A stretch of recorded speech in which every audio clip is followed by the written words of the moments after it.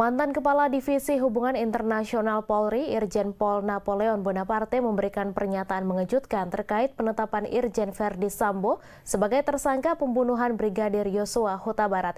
Ia mengakui banyak anggota polisi yang nakal, namun tidak semuanya.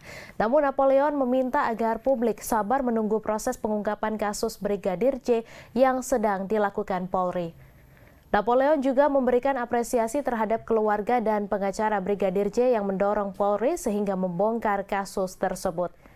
Lebih lanjut, ia juga mengkritisi pada pihak-pihak yang berkomentar dalam kasus ini dan merasa diri paling berjasa. Napoleon menegaskan agar membiarkan Polri bekerja untuk mengusut tuntas kasus kematian Brigadir J di rumah dinas Verdi Sambo tersebut. Sebagai informasi, kasus Verdi Sambo yang menjadi otak pembunuhan berencana terhadap Brigadir J menyita perhatian publik.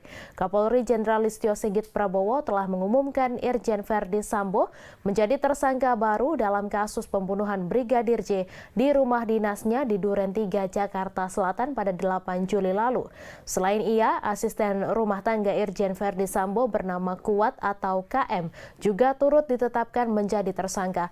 Keduanya menyusul Barada Richard Eliezer atau Baradae dan Brigadir Riki Rizal alias Brigadir RR menjadi tersangka.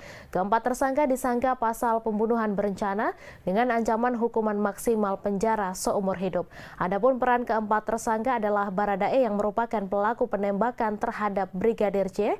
Sementara itu tersangka Brigadir Riki dan KM diduga turut membantu saat kejadian. Sedangkan tersangka Irjen Verdi Sambo diduga merupakan pihak yang meminta Baradae menembak Brigadir J. Ia juga yang membuat skenario seolah-olah kasus itu merupakan kasus tembak-menembak. Dalam kasus ini, tim sus memeriksa 56 personel polisi terkait penanganan kasus Brigadir J. Adapun 31 orang diantaranya diduga melanggar kode etik profesi Polri. Adapun sebanyak 11 anggota Polri diantaranya ditahan di tempat khusus buntut dari kasus tersebut.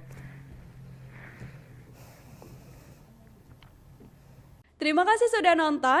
Jangan lupa like, subscribe, dan share ya.